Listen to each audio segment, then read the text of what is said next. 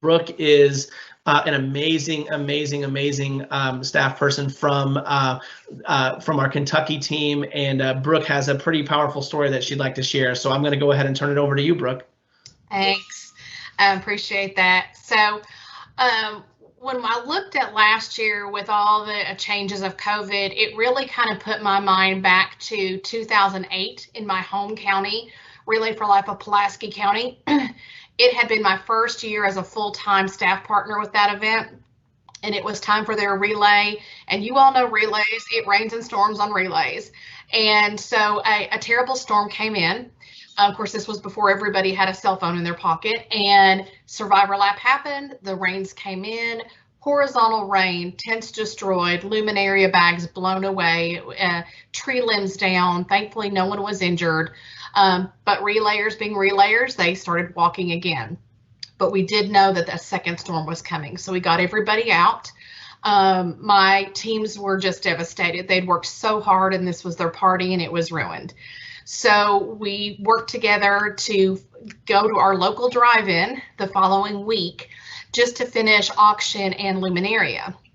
And so when we got there, my luminaria chair, who's a survivor, said, I just really don't feel right just quickly writing the names back on the bags. Those bags were destroyed.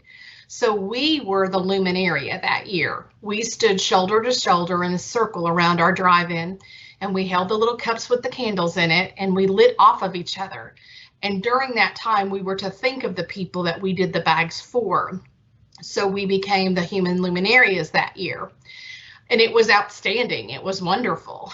I think the thing that touched me the most was following all of that. I had a stage 4 cancer survivor, Lee Atkins, who put this photo, and I'll put it in the chat so you can see it better. But he drew me this photo in 2008, this picture, and left it outside of our office for me.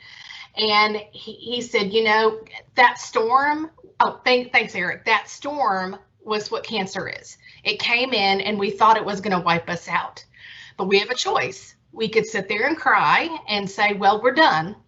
Or we could keep going, and we decided to keep going. But what I loved about it is in the upper right-hand corner is the watermark. He said that was the storm. And as you can see, it doesn't take over the whole photo. The storm was a small point of what we were experiencing. But what's harder for you to see is sort of in the middle of that page is the word hope. It's since faded because it's been on my wall since 2008. But in coming after, dealing with COVID, I think we have lost the sight of hope sometimes. And this picture he drew really reminded me, because I know hope is in that photo. And once you see it, you will see, every time you look at it, you're going to see hope.